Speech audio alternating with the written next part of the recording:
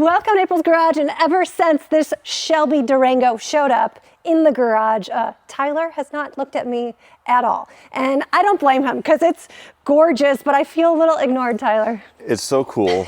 It is. I'm not sure which one I had more wet dreams about when I was a teenager. Seriously? The Shelby Dakota or 7 of 9 You're from gonna Star make Trek that Voyager. Statement right I'm not now? sure. This was so neat because in high school I had a Dodge Dakota, which you surprised me with a few years ago. One Right. sort of like it. Mine was black, but they never made a Shelby Dakota. They did make They the did Shelby make a Durango. Shelby Dakota in '83. Well, yes, older one, the convertible Right? ones or whatever. Yeah, you're right. Actually, she's a car girl. My goodness. In this generation. Mm-hmm. But I have never seen one of these in person until today, It's and so it is cool. glorious and gloriously rare, right? They only made 300 of them. And so this is number 56. I love numbered cars. Like, can we just do low production number cars? Because it makes everything feel so much more special. Well, sometimes low production means failure because they meant to build a few more of these. Well, they did mean to build 3,000 of them, but they were kind of expensive for the 90s, right? $55,000. And people didn't quite get it. Or you could go $40-something thousand with no supercharger, but this one has a supercharger. Yeah. Somebody in the late 90s was balling and spent all the money here, but no, they didn't sell 3,000 of these. I mean, if you had a Viper GTS, which is what this is looking like, that came out a few years prior when they did the Gen 2 Viper with this color and this stripe and all that stuff. So you could have a matching Durango for your Viper, and I think that's so cool. Well, let's start the tour, shall we, of this beautiful Durango. You ready? Now, I know you kind of want to buy it, right? I can't. I want to buy it. I can't because I blew the Gullwing motor and blew money on other things. It's 5 cars so at Bear bad. Jackson. So now this is here, and our friend Jay Lauer Yeah. Motor Company, he is selling it, and I believe it's going to be on Cars and Bids very soon. So it's an opportunity for you all. I'm not sure if it'll be out by the time this video comes out, but you definitely want to watch for it because he's going to let it go no reserve, I think. Wait, and really? No reserve? No reserve. What do you think these are worth? Like, what do you think it'll go for? Well, the one Daddy Doug reviewed had $22,000, I think was the bid price, but it Right. had 10,000 miles. Okay. This one has 55,000 miles on it, but it's every bit as cool. So I don't know, high teens, low 20s, maybe. We'll see what happens. Do you feel like no reserve? Like cars often sell for more, even though Yes. it's a little scarier to do no Yes, reserve? Okay. yes, it's better to do it that way if you can afford the risk because people know it's going to sell no matter what. So there's a Right. lot more people watching it. But what is different, April, from a normal Durango? Well, it's got the massive body kit. It's lowered to about 3 inches lower. It's got Elbrock suspension, this kind of cool grate in here. You got the fog lights that are a little... A little loose. Little loose. So this was steel, and it still is. So this is the factory piece. It's Mm-hmm. everything here that is aerodynamic up, I guess, and then this mesh here, obviously, I to like make it. aerodynamic. Yes. That's a good adjective. And then the hood, that is not factory, nor is it. You guys, why is it non-functional?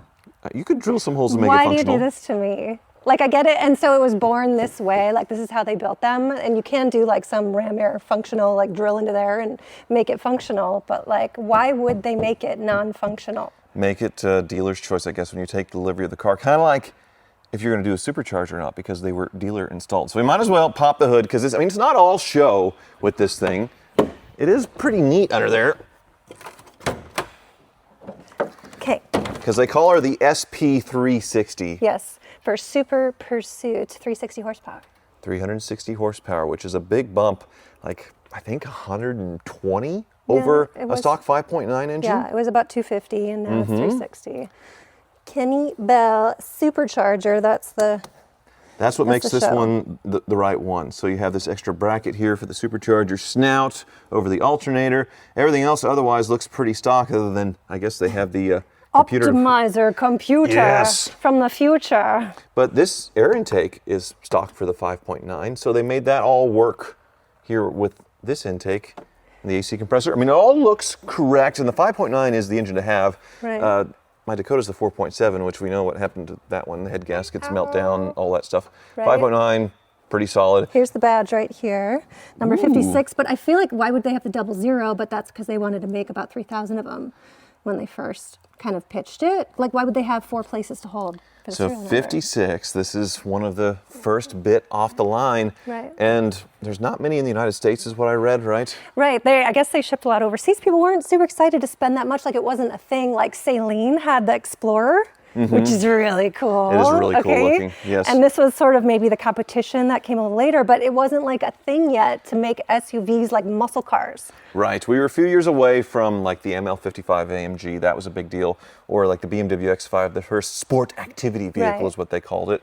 But I guess the Jeep, they had the 5.9, which was 1 year before this. Trailhawk?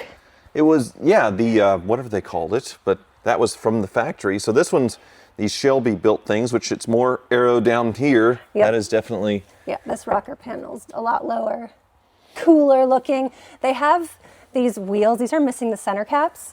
And there's actually another piece that goes around that has like Carol Shelby's signature. So I don't know what happened to them. They're stolen, but it says Carol Shelby on them. So I feel like people just wanted them. They got walked off at some point. So you'd have to find a different cap, make one, 3D There's also print it. no badging though on the side. Like they took the supercharger, I think 360 SP off of the side right here. Which isn't unusual. People do that all the time. They unbadge. Like I put the Dakota graphics back on or requested it. You did. So you did that for me, actually. I did. John Ross came over and helped put this on. Even though that was only a 2000, 2001 thing, and this is a 2003. So we're like over a year on this Dakota, and I do love it. I wouldn't, I mean, not that this thing's worth the same as the Shelby, but I don't think I'd trade just because I had a Dakota, and we use the truck for truck things every once in a while. Like this one, like it's fun to drive, but you're a little nervous because it's a lower number, so you don't want to mess anything up. You got the exhaust exiting out the bumpers here. Yes. There's no badging on the back, which is how it came. There's a little bit more mesh too. It has kind of a, Meshy mesh. a donk. For what reason? What is this mesh for? I don't know, just to look cool, I guess. Give the exhaust some airflow or something. I don't know. Is there anything?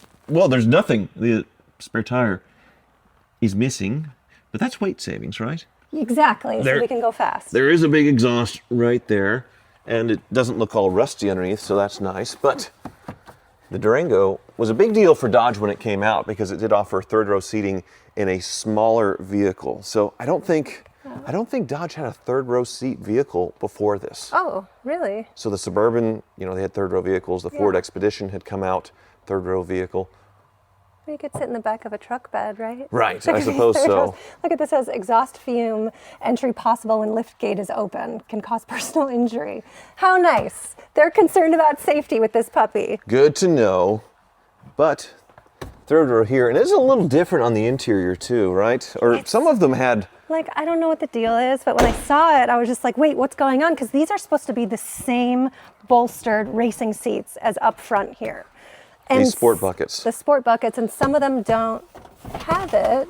And also this center console is supposed to be kind of a huge container that you can open up, and it actually has like coin slots in it, and it's a completely different design. So I don't know if you could option it with all 4 buckets or this bench like this, because this is Durango. This looks factory Durango, although they didn't do these inserts, I believe. So that is different. They did zhuzh it up a little bit, along with 90s rear entertainment. We got a fold-down TV, which meant the kids were entertained back then. That's so cool. This is so 90s. This is like, hey, we are pimping it in the 90s right here. There's got to be a VCR somewhere. Is it under the seat? A VCR? Seriously? Yeah, there's probably... Isn't it a DVD player? No, this is the 90s, so... Wait, we're still VCR? We're probably... Where is it? Probably. Yep, we got to find it. Isn't it going to be up here, though? Yeah, we might have evidence of one here, April, because we have a power wire. Okay. A lot of things going on there. Yeah, don't let And then we had a screw right here, so something was drilled in back here that has since been removed. Someone needed a VCR player. I don't know. And they sourced it from here. I don't know, yeah, because there's no storage cubbies, so probably, I would guess so. That's really sad. Mm-hmm. Well, now you can just upgrade it, right? Right. That's it. Okay. Sorry, Durango. But you don't need no stinking TVs in this thing. I mean, it's enough entertainment on its own. So, April. Yes? Oh, this is my Dakota key. I think the keys are in it. Yeah. Would you start her up for me? It sounds really good when you start it up. Oh!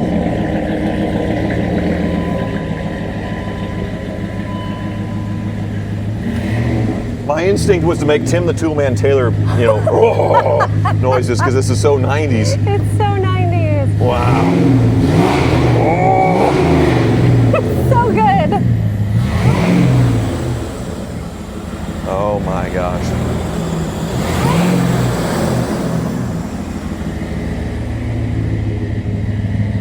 sticky, huh? Yummy, yummy. It's so good. You want it. I know you want it. It's so good. How could you not? They only made 300 of them. This is number 56 and it's in Kansas. Like, why is it in Kansas? The other thing I'm noticing, this is how they deleted the roof rack. Right? So it would have had a roof rack on the Durangos. They made it more aerodynamic. And when whoever put this on, did they paint it with a broom? I mean, this is factory paint, I'm sure, Right. or whoever did it. And it is not as nice as, you know, the paint from the factory. Well, this is like aftermarket. there's like rhino liner underneath it, and then they painted this on top. But they wanted it to look lower, as low as possible, so they took the rack off. That's a little sketchy. But speaking of, okay, criticisms to talk myself out of buying this. Yeah. Also, this horrendous carbon fiber treatment, which they all had. This is Yeah. just peel and stick carbon fiber to be race car. But otherwise, there's not a lot It to is. not like. It is peel and stick. And it's faded just a little bit, but it still looks cool. It's of the time. It's so 90s. Yeah. Like it screams 90s inside. Oh, okay. Sorry, I got my fingerprints all over this. Hold on. I need to wipe. Terrible. Let's go for a drive, and I'll just try. Do you want to drive? Have you driven it No, yet? I haven't driven. I moved it around. You drove and picked it up, but I don't want to drive it. That's the thing. I don't want to know. It's so good. It's amazing. Kind of like your GNX, it has an old school knock sensor in this thing with just lights that come on. Right, that's important to This is have. forced induction. And then somebody had this gauge pod, like your GNX, you got the boost and you got the fuel pressure. Right, yeah. I've seen somewhere it says Kenny Bell down there, but these are odometer gauges. So a little different than I would expect to put in, but maybe period correct. And we are in very 90s plastic, so you're hearing a lot of this So 90s. plastic crunchy noises, This which is were... the 90s color too. It's like, is it Oh, yeah. beige? Is it gray?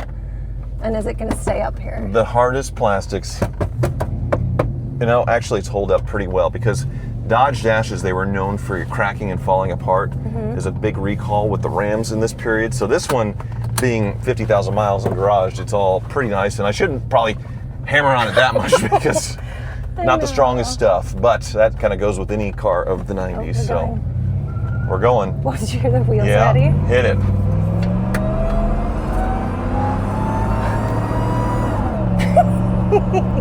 Did you hear that whine? Yes. Oh, it's It so has good. the full Ric Flair supercharger whine noise. Oh. This is so cool. Can I tell you when I picked it up? When I was driving it, if a guy pulled up to me and gave me a thumbs up that he knew what this was, I instantly, not that I'm hating on him, okay, but like that's street credit. Like if a guy knows what this is, because this is obscure 90s muscle SUV. Like what the heck is this? What do you know when you look at it? But like if you know, you're sucking. I said a bad word. Anyway, the first generation performance SUVs are interesting. I guess, would we say the Typhoon is the first, which you would probably like the best because Yeah. of the 4.3 turbo and the small SUV that was based on the truck. And that was a really cool. And I had one of those in teal, and it wouldn't have had the same power as this, but I don't know, it's probably a little bit faster. Probably. And hit it again. Let's just. I mean, it's still not fast by today's standards, but Yeah, it's like 0 to 60 in the high sixes. But back then, like that was cool. That was different, and that was competitive. Yep. Right? This is really cool. But like I get Carol Shelby was involved in the Viper, but do you think he should have done a truck like this, like an SUV? Is this a weird thing for him to license his name for? a Shelby Durango would have been incredible in this generation. You reminded me that they had one before, but it wasn't the same like this. But man, Carol Shelby got around because started with Ford, of course, in the 60s and made the Cobra and the GT350s, the 500s, and then left and went to Chrysler. So like there's that Shelby Omni, the little hatchback, and of course this and a few there's others. a Charger too, I think he worked on in like back in the day. Yes, and once again a little K-car variant. It's interesting that they placed these colors because these are, I would say, Carol Shelby's famous colors because they were on the Cobra as well and the Viper, and now this. I'm like, is that his most famous color combination? Do you think? I don't know. I suppose. But it definitely is cool that it matches the Viper. Yes. But then Shelby goes and builds his own car, and then he uses GM stuff like an Oldsmobile Aurora, I think, or like a V8 engine from Chevy to build his own bespoke car. So like he went all the way around the big three and then came back to Ford at the end of his life, and the GT500 back in 2007. So a lot of cars with his name on it, but is this the rarest? No, but this is really cool. It's up there. It's up there. They made more than 300 Shelby Cobras. Right, okay. They more than 365 GT350s or 66s. Maybe GT65s would be rarer. So, Series 1, they made more than 300, I think. So is this the rarest of the Shelby vehicles? I'm sure someone could look it up and Google and find it in 5 seconds, but it's got to be close, which is hilarious because it's also one of the cheapest. Right, and this one hasn't been modified much. I mean, you have these gauges up here. Which are good to have. But a lot of people modified these, and so this seems to be all original. So how much more rare does that make this? Yes. I don't know. I think it's really cool, and I wish we had some cash right now. Take a turn. Come on. They lowered the suspension 3 inches, but she still... she still kind of handles like a body-on-frame truck. It's so good. Just when you start it up in the parking lot, you could be like the grocery store, and everyone, men, women, look over and they're like, what is that? What is that noise? It is obnoxious, for sure. I also, the mirrors are totally different too. I didn't notice that earlier, but they're little skinny aerodynamic mirrors. They're long and thin. If they made this in red and yellow, Hulk Hogan would have bought it in an instant, I'm sure. I'm just thinking of like that era of just ridiculous, crazy bolt-on, we're not quite in the Pimp My Ride era, but sort of that era before it where things were a little clunky looking to look cool, but it is so charming to me, obviously, now with nostalgia goggles. Do you want to drive it? On April's Garage? I will allow you to drive it. No. Let's just let the mystery. I can't. I know what will happen if I drive it. No. Okay. Thanks so much for watching.